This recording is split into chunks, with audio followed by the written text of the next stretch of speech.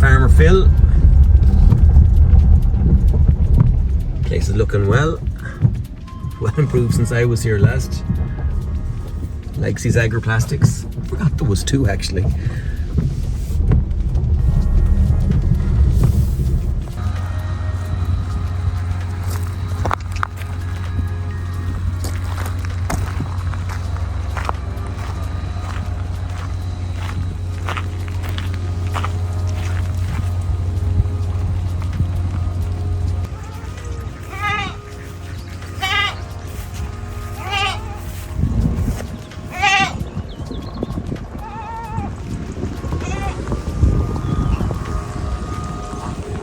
For having us in. Yeah, no bother at all. Just a week ahead of the ploughing. Yeah.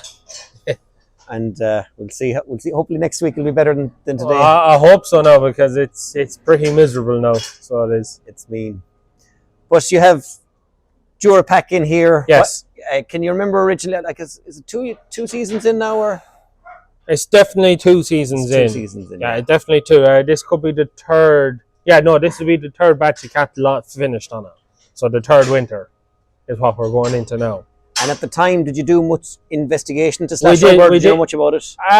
Yeah, I always knew about it. I remembered it from me time in college and that there was the increase in output when you had rubber over not having rubber. And it was something that, to be honest, my father and uncle were never really bothered about. Yeah. And when you approached us then, and the opportunity was there, we said we'd give it a go. Yeah.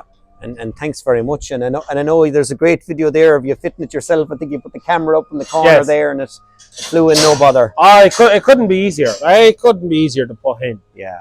Like it's easy. A bit of soapy water in the sledge, and you just pop them in as you go along. And sure, we had it done in no time. Actually, people do be asking in Durapak about getting it fitted and that, but anyone trying to get labour is hard. But that's a job you can do yourself. That's an easy job to do. Yeah. And in terms of, I know you're doing weights and stuff there in the videos.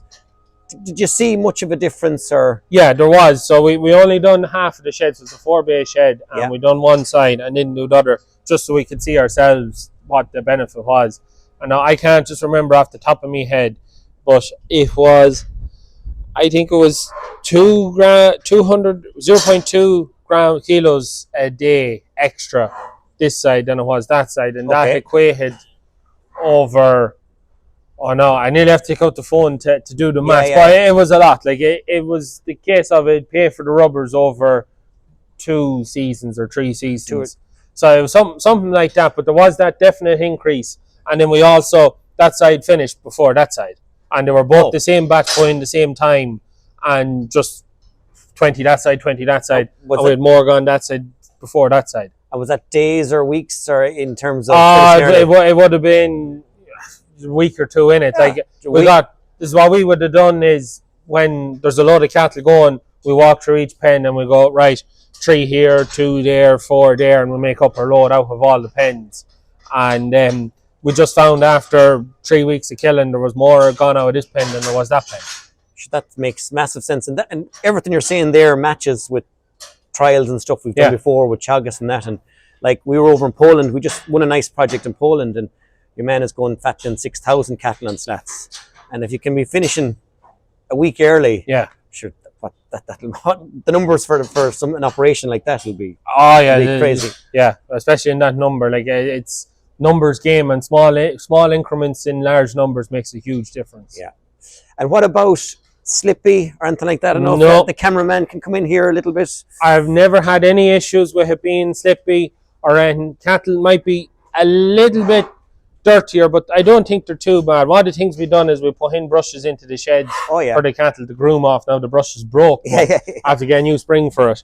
But I've had no issues with cattle slipping. And like, we have bulls, and sure, you know yourself with bulls will be riding each other, and never had an issue. Really? And like, even you don't, like, if you're in there and you were moving cattle or that, you don't feel to yourself, you have to kind of walk like you're walking on ice or that. You just, there's not one bit slippy, not one bit. I'm a long time involved in putting rubber under animals, under dairy and beef cattle, and even in my own farm going way back. But the challenge always with rubber is getting the right balance between grip and cleanliness. Like if you can put any amount of grip you want on rubber, but then you'll be holding dirt. Yeah. So it's trying to get that balance between, and I think we think Durapak is right, you know, in terms of, but it seems to be grand there, you know. Yeah, no, we'd be very happy. Like, it's just, it ticked the box. We're getting extra weight in on the cattle, and the cattle are more comfortable. Like, there's a slight bit of the matting at the back just rolls into the next pen. Yes. And if you put 1 or 2 animals in that, they all lie in that spot. Like, you don't have to ask them. Yeah. You know, same as if you opened the gate and had the pen running between the whole shed, they'll all come down to lie at this end. Yeah. Well, like, I mean, animals are smart. Like, you know, the example I've always been given, if you're sitting on hard concrete yourself, watching a hurling game or a football game or something, you won't be long putting the jacket under you. Sure, animals know themselves. And on the roll, that's the humour roll in there.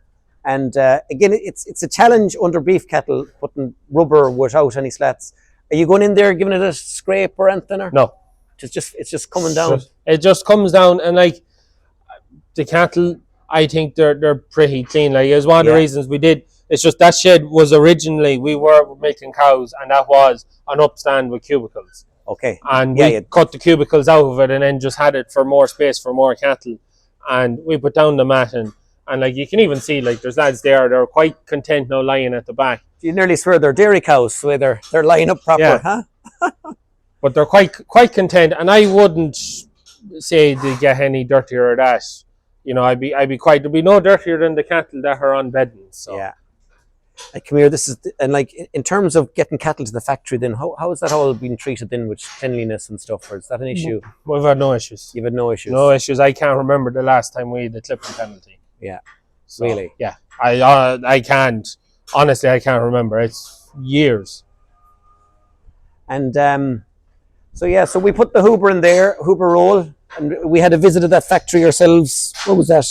November 23 now, actually. Yeah. November 23. And it was interesting to see the manufacturing of rubber and all that. But like, that'd be a different, that factory doesn't do slash rubber. It'd be a different mixture of rubber to that. But I think that roll in there outlived a lot of us. That's new tire compound on that rubber versus this would be a mixture, say, just for the slash rubber.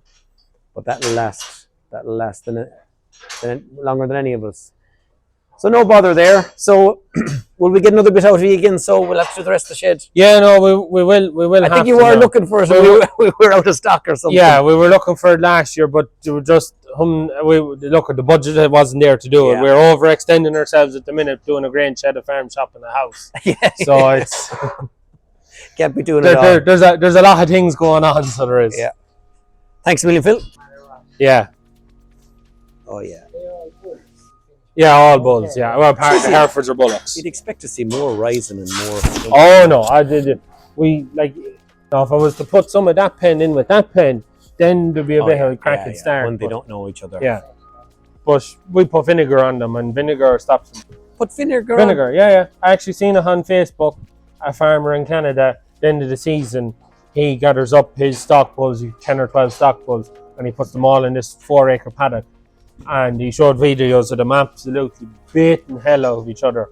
Brought them in, and apple cider vinegar is what he used, but we just used ordinary down their back and let them back out, and they all just went off and lay down. No way.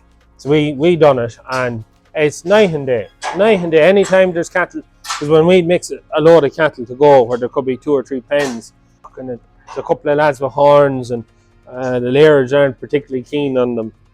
When we start putting vinegar on them when they be going, wow. And when we bring in the next 14, we put a gate in that, and then divide it into 4 pens of 20. And I'll take cattle out of that pen and cattle out of that pen and put them together, and just to make them all the same weights in each pen. Yeah, anything where an animals fight over the smell of each other. There, you put vinegar, all the places smell.